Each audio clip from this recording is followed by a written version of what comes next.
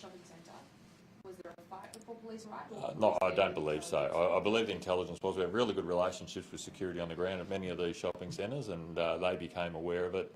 They informed us, and then we set a whole lot of measures in place around gathering our own intelligence, confirmed the likelihood of it, and deployed resources to attend.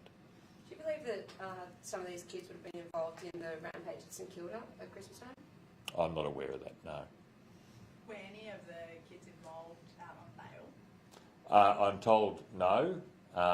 What I have been told when I made inquiries around the entities that we do know of people are there. There are 3 people that have been identified at the scene who are ongoing persons of interest that we monitor through our Operation Wayward activity.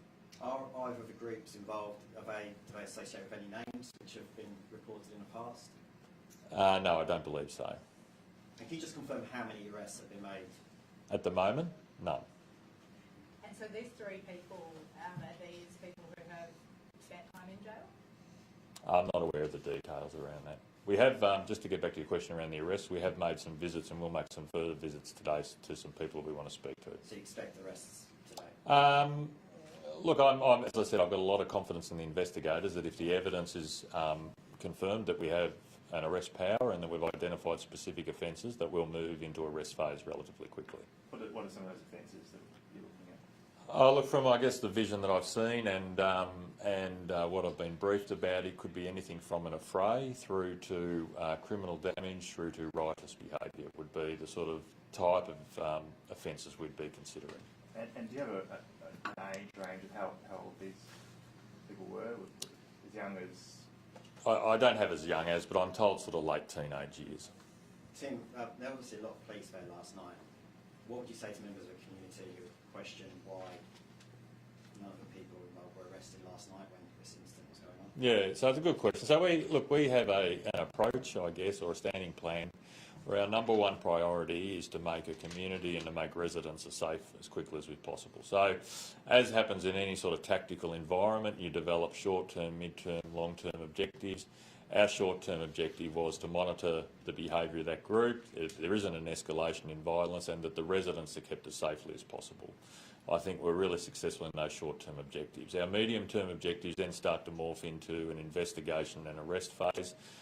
Given that we'd already previously identified 3 people that we knew that were there, that we had a point of contact with, and then comfortable that would be CCTV vision and other evidence we can draw on. So today has been about investigation, and it's also been about that community reassurance by putting strong numbers of police out around that area so people start to feel safe again. Concerned about vigilante activity?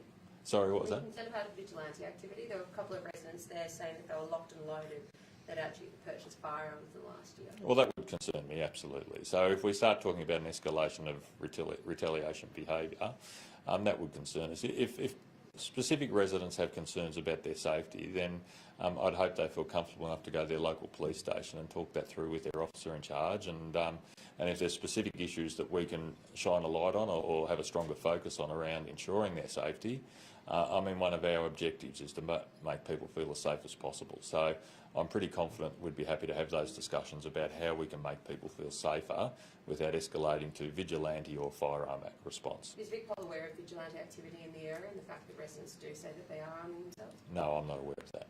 There's video floating around of 2 girls fighting what's believed to be a shopping centre. Have you seen that video? I have.